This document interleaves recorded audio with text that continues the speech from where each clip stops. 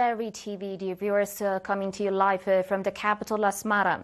Your reporter for today is Miber Sabet Takhla, starting with the major headlines for today. Messages of congratulations continue. Funeral service of Minister Walda Mikael Abraha. The Association of Southeast Asian Nations Leaders adopt a Kuala Lumpur Declaration. And 27 hospitalized in UK after Liverpool parade ramming incident. In your domestic reports, the Secretary General of the United Nations, as well as the leaders of Malta and Mongolia, have sent messages of congratulations to the people and government of Eritrea on the occasion of the 34th Independence Day anniversary. Mr. Antonio Guterres, Secretary General of the United Nations, Fra John Dunlop, Prince and Grand Master of the Sovereign Military Order of Malta, and President Kurulsuk Ukna of Mongolia conveyed their best wishes for good health to President Isaias Afwerki, as well as peace and prosperity to the Eritrean people. The leaders also expressed their country's readiness to further develop and strengthen bilateral relations for the mutual benefit of their nations and Eritrea.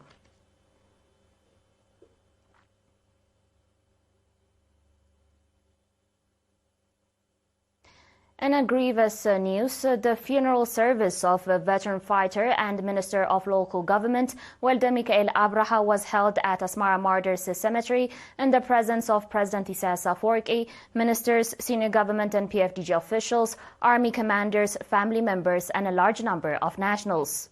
Veteran freedom fighter Minister Walda Mikael Abraha began his political career in 1961 as a member of the Eritrean Liberation Movement. He formally joined the EPLF in 1974 and was elected to the Central Committee during the two of the EPLF Congresses. He was also elected as a member of the PFDJ Central Committee and the National Assembly at the Third Congress held in 1994. Minister Walda Mikael played a pivotal role in consolidating EPLF mass associations, serving as chairman of the National Union of Eritrean Workers from 1979 to 1987 and as chairman of the Coordinating Committee of the National Unions of Eritrean Workers, Students and Women. Following Eritrea's independence, Minister Walda Mikael served with dedication in various high-level government positions, including head of the Ports and Marine Transport Authority, governor of the Central Region, Eritrean ambassador to Germany, governor of the Southern Red Sea region, minister of Transportation and Communication, and finally as minister of Local Government. President Isaias Afwerki laid a wreath on the tomb of Minister Walda Mikael Abraha on behalf of the Eritrean government. Mr. Yamana Gabrab laid a wreath on behalf of the PFDJ, Ambassador Abdullah Musa, governor of the Ansaba region, on behalf of the Ministry of Local Government, and Ms. Mawalit Walda Mikael, daughter of the veteran fighter. Minister Walda Mikael Abraha passed away on 24 May at the age of 87 in Asmara due to illness. Still with your local news, nationals residing in Switzerland, Canada, Angola and France have celebrated the 34th Independence Day anniversary with patriotic zeal under the theme Our Cohesion, Our Armor. The celebratory event in Geneva, Switzerland, was attended by over 4,600 nationals, members of the diplomatic community and friends of Eritrea. Speaking at the event, Mr. Habtom Zerai charged affair at the Eritrean Embassy and permanent representative of Eritrea to the UN offices and other international organizations, congratulated the people and government of Eritrea and its defense forces. He noted that Independence Day, beyond the festivity, is a time to review the progress made in fulfilling the objectives of the mission. Mr. Tawalda Yohannes, head of Public and Community Affairs, commended the invited guests for their presence and the organizers for hosting the colorful event.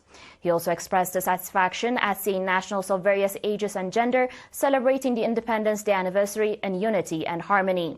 The 34th Independence Day anniversary was also enthusiastically celebrated in the Canadian cities including Toronto, London, Hamilton, Kitchener, Montreal, Ottawa, Vancouver, Winnipeg, Saskatoon, Calgary, Halifax, Edmonton and others. These events, attended by numerous nationals and invited guests, featured cultural and artistic programs highlighting the significance of the day. At the event in Toronto, Ms. Amarish Mabratu, Managing Director of the Office of the General Counsel, delivered a speech regarding the occasion.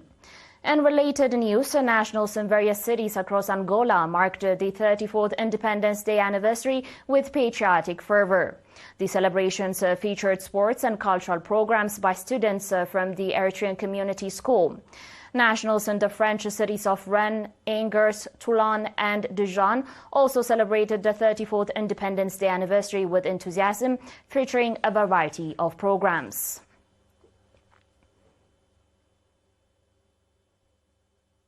Dear viewers, we'll be back with your international reports and more. Stay tuned.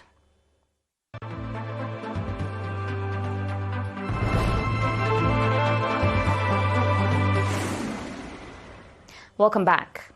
A key document guiding the next 20 years of the Association of Southeast Asian Nations Grouping ASEAN was unveiled on Monday, May 26, following its endorsement by association leaders gathered at the 46th ASEAN Summit. Among the key decisions made under the declaration is the formal adoption of the ASEAN Community Vision 2045 and its accompanying strategic plans across 4 pillars, namely political security, economic, socio-cultural, and connectivity. Established in 1967, the grouping includes Brunei, Cambodia, Indonesia, Laos, Malaysia, Myanmar, the Philippines, Singapore, Thailand, and Vietnam. On today's final report, a British man has been arrested on Monday after he drove his minivan into a parade of Liverpool soccer fans celebrating their team's victory in the Premier League Championship.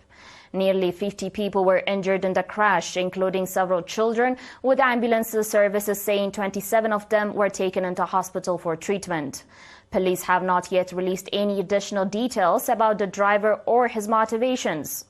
It is also not clear how the man was able to drive at the crowd through a street that was closed to cars. According to reports, such an act of terrorism attacking a crowd of people by cars is increasing from time to time.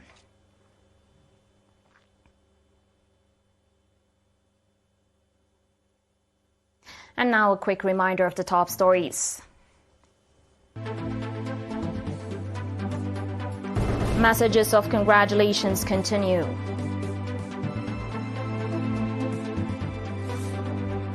Funeral service of Minister Mikael Abraha. The Association of Southeast Asian Nations Leaders adopt a Kuala Lumpur Declaration. And 27 hospitalized in UK after Liverpool parade ramming incident. Dear viewers, you are watching ERi-TV English news broadcast. That was it for today. We thank you for watching.